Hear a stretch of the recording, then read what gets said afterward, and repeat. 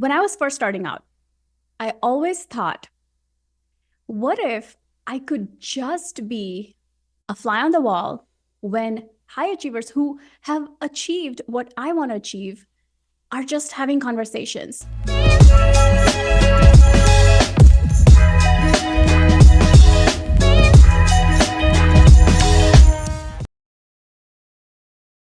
Hello and welcome. Today with me, I have my dear friend, Amira Alvarez, who is the CEO and founder of the Unstoppable Woman. And I'm really excited about this specific episode. It is unrelated to real estate, but it is extremely related to being a high achiever and achieving things that are unexpected by society. When I was first starting out, I always thought, what if I could just be a fly on the wall when high achievers who have achieved what I want to achieve are just having conversations? I thought it would be so valuable and interesting to just be able to witness those conversations. Amira and I are both seven-figure entrepreneurs. There's a very small fraction of businesses that cross seven figures, and an even smaller fraction of businesses that are women owned. So this is a very rare conversation that we wanted to record and share with you guys so you can get value out of it. All right, welcome, Amira. So happy to have you. I'm thrilled to be here, Palak. This is going to be a great conversation, and I love that. I love that frame up because it's so true. Like there are few women out there talking about what it took to cross that seven-figure mark, have a multi-million dollar business. So I think this Yes. is a great frame up. I love it. All right, so why don't we start with just tell us about yourself. Sure. So I am the founder and CEO of a coaching company for high achieving women, and it's called The Unstoppable Woman. And we help women who have businesses, who have corporate careers, go from their excellent lives in certain areas where they're making good money, they feel successful in many of the societal checkpoints of success. They've achieved accolades and they've gotten the society gold star. And yet they still feel somewhat in some areas of their life lack of fulfillment. They're not feeling lit up and quite frankly exquisite about their life. I And love it. so what I do is I take women on a type of spiritual journey that helps them own their bigger desires of fulfillment and flow and ease and peace while they continue to have success in the more traditional areas of success. And Right. those are really important, right? I know you coach women and men both on how to really have that kind of financial success. And that is incredibly important. And, what if you could have it all, right? Right. The, Well, yeah.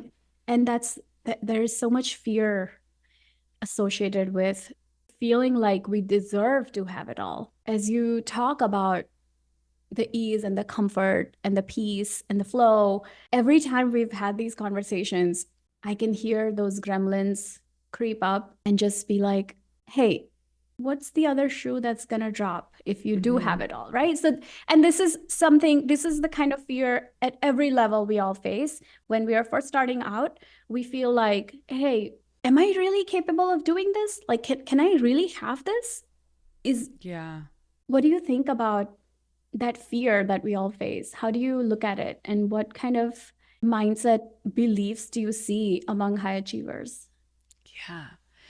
Well, I can't speak for all high achievers. I can just speak for me and You. the Yeah. women I've coached, and there's some Yeah. men also. One thing that I want to say is a lot of this is a conditioned understanding of worthiness or what we're deserving of. And we all have our own origin story. We all have our own upbringing where we had to get along with our family and fit into our family in order to survive, right? Yes. And sometimes that was quite pleasant and sometimes that wasn't quite pleasant. We learned behaviors and we learned mindsets and beliefs and perspectives about money, what it takes to make money, what we're allowed to experience in this world. It's as simple as like Maybe you were in a household where people would say things like, money doesn't grow on trees, Mm. or I earned it, right?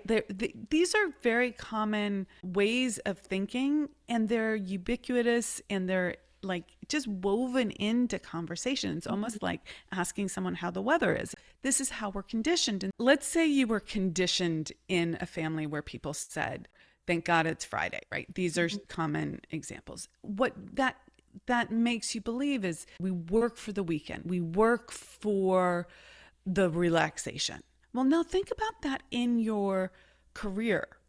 Instead of thinking that work is a joy and having meaningful work is a gift. Like what you and I are doing right now, this is a form of working, but I'm delighted by it. Yes. I love having conversations like this. It's not a grind. Now, I could very easily have a mindset that everything that I do in my business needs to be a frickin' grind. And I think that's how many people approach business in the beginning.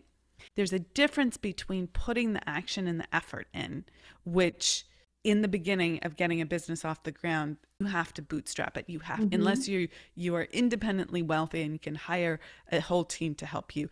That's different than feeling like you have to be miserable and struggling all the time to get the prize. I didn't feel like I deserved to receive the money that I was calling in unless I struggled for it. And that's the piece that I think at every level I have to face, because that's a deeply ingrained one. In our community, we do this exercise on money mindset, and it's like finishing the sentences exercise that we do. Mm, And we tell people like, hey, I'm going to say a few words, finish the sentence with the first thing that comes to mind. And one of them is money is. And if you're listening to this, try this with me. And immediately things that come up are money is the root of all evil. Money, money is hard. Money is going to turn me into an asshole. Like, there's like so many of these things that is recurring. You think it's unique to you, but we are all working on it. So I think that exercise is really profound. So when you asked it and you were talking, I was like, I thought money is great. And I was like, hey, I've done some good work there, right? Like that's a great response. And it is something that you need to lean into again and again and again. It doesn't happen overnight. And I think about that for myself, that I've done so much work learning how to think accurately about money, learning how to think in a functional rather than dysfunctional way. So functional in this case means, like you have a goal, something you want. Is the way I'm thinking going to get me to that goal, or is it going to sabotage me? And you don't flip a switch on this kind of thinking. You have to become more and more and more aware of the beliefs that you hold and how they drive your actions. So many people will just never, they'll have all the information in the world on how to do something, but they'll not do it, or they won't do it successfully, or they won't do it Mhm. consistently because they have a conditioned way of being, how they think, how they feel, how they act, Yes. that causes them to sabotage themselves. So you have to learn how to become aware of how you're thinking, how you're feeling, how you're acting, and how that all relates, and what you need to let go of, what you need to release in order to step into being the person who does the thing that you want to do in this world. Yes. And I've heard you say this before. And one of the things that you had mentioned at that time, you used the word elegant. And I thought it was so powerful to really go about your day, go about my day, go about anyone's day and think, is this way of thinking, is this way of doing my business elegant? So I love that word that you used for work, because I've Mm, never heard elegant being used in your work and your day-to-day yeah. life. I think elegant is a really beautiful word. There's a beautiful, elegant way of doing life, of doing business. Yeah. And the chaos that we create through our internal mind chatter, our seemingly innocuous ways of motivating ourselves from a place of fear. And back to our original conversation, for years, I would just make things so much harder than they Mhm. needed to be. I had this conditioning of like things never being enough because I was never enough, right? Mhm. Everyone was letting me down because I was letting myself down. Like, right, the inner world is gets reflected on the outer world. And so if you're able to have that level of awareness, you start upping your game and you Mm. start holding a higher standard for yourself. I would hold a higher standard. I'd notice where I was like, oh, I'm not being who I want to be. I'm Mhm. not being what the result I want demands. You want to build a portfolio of, 100 million. You Mhm. have to vibrate at the frequency of the person who has $100 million portfolio.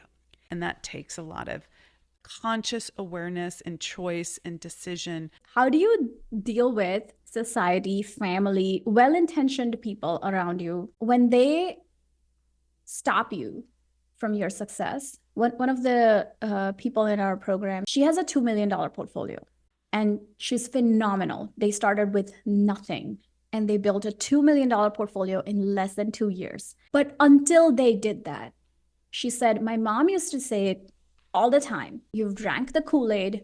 What are you doing? Why are you doing real estate? You guys know nothing about real estate. And she said, she constantly kept telling us that. And she said, now our equity in the portfolio is around 700K. So if they sold everything, they would have 700,000 in 2 years, not working full time, right? Like doing it on the side. So she said, when I showed those numbers to my mom, she finally stopped saying that. But she said, those 2 years, if I had believed her and if I had given into everything she was telling me, we wouldn't have done any of this. What are some tactics that someone can use when they're breaking these cycles, but then Yeah. people So, keep pulling them down? yeah. So, first, let's understand what's going on here. What's happening is your client is doing something that is causing another person, her mother, to be confronted by someone taking bigger action than she was willing to take in her Mhm. life. People don't want you to change because if you change and are successful at it, then it holds a mirror up to them. It shows them that they didn't take the courageous action in their life to do something that they really wanted, whether it be Mhm. real estate or something else. So by you succeeding, it's forcing that person to become aware that people like me, like that person, do courageous things, but I haven't. And they are not framing that consciously in their mind, but that's what happens. And it's why communities keep communities down. It comes in the guise of I'm worried about you, I want to protect you, but it really is don't go outside, don't draw outside the lines because then I am going to be confronted by the fact that I don't have to stay just getting by. I don't have to Yeah. stay in a middle class lifestyle. Doesn't make them a bad person, doesn't make them wrong. It just is what it is. Can Now, I what do you, add one thing here? yeah. When I was about to quit my job, I got a lot of pushback, and there was like months of turmoil before we made that decision. And we were talking to family members about it. And one of the things that became obvious to me in those conversations is I'm shaking their worldview. That's the kind of impression I kept This, getting. yeah. And here's the thing like, if I were coaching the Palak from years ago, I'd be like, why are you asking them for advice? They Right. haven't done what you want to do. Right. Ask the people who have done what you want to do for advice. Don't ask Right. your uncle, don't ask your sister, don't ask your brother, Right. unless they've actually built the business that you want to Right. build, Have right? they Or, built a multi-million dollar business? Did they right, choose to live a life that was different? Ask that right. person, and they will Yeah. encourage you always. Yeah. And so this is such an important piece. Who are you taking advice from? Okay? Mhm. It's just I had to learn that and really start seeking out people who had done the things that I want to do. When you join Yeah. a tribe of people, or when you work with the right coach or mentor who's done what you want to do, who's executed in that way, that Yeah. that really makes that's the domino that makes that Yeah. difference. Yeah. And so the women who work with me, they want to know, like, how do you live an exquisite life? Like, how do you Mhm. feel grounded and spacious and have life flow and vitality as you're running a team? But back to your original question a few moments ago around like Yes. what to do when people are Right. are like this. First, you have to recognize what's going on. Second, take advice from people who have done what you want to do, and then politely and gently say, thank you so much, I'm good with my decision and I would like not to keep discussing this, right? Hmm. And gently ask them, hey mom, I love that you're concerned for my well-being. I just need you to either be supportive of this or keep that to yourself because I'm really all in on this and I'm really clear on my decision. Hmm. Or I'm not really clear on my decision, but I'm doing it anyways and I need to fortify myself, right? Yes. Yeah. And then in some situations, people are really not capable of keeping their concerns or their worries to themselves. And sometimes it requires a harder stop, which is just like, I can't talk to you for the next 3 months unless we don't talk about this. Mhm. I love you. This is really important to me. I need to not have this come in. Are you able to do that? No, I'm okay. Well, that's fine. I love you and I'm going to create some space between us for the next 3 months until I feel more secure in the path that I'm on. Yes.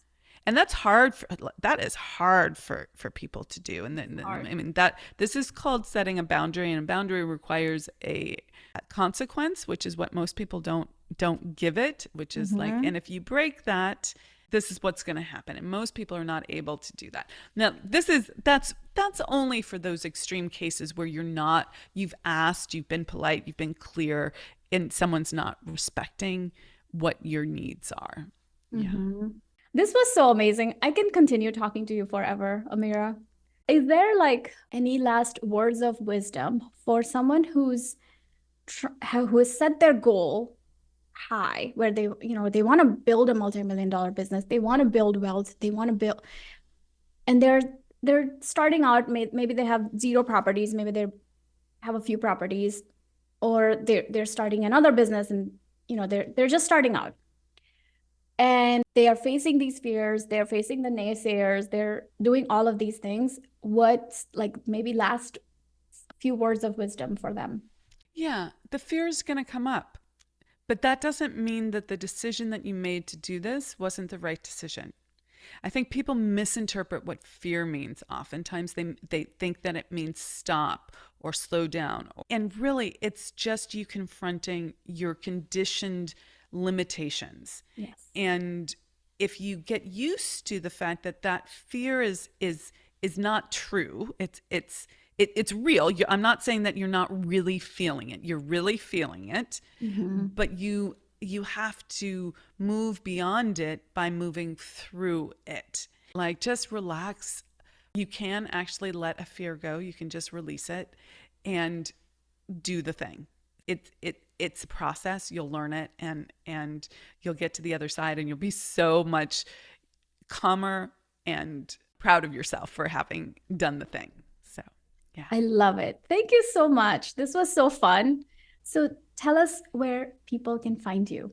If you want to learn more about the exquisite life and the unstoppable woman, please go to our website, theunstoppablewoman.com. I have a great guide there on how to work through some core wounds that you might have. So these are conditioned aspects of your life that have kept you from the success that you want. And then we're on LinkedIn and Instagram and Facebook. So find me anywhere under The Unstoppable Woman or Amira Alvarez. I'm there under both. I have a podcast, so if you love this conversation, that would be a great place to check us out as well. Yeah. And that's also called the Unstoppable Woman podcast. It's a great podcast, and I was on it recently, so go and check that out too. Yes. Yeah. All right. Thank you so much for being here. Oh, you're so welcome. This was so fun. This was fun.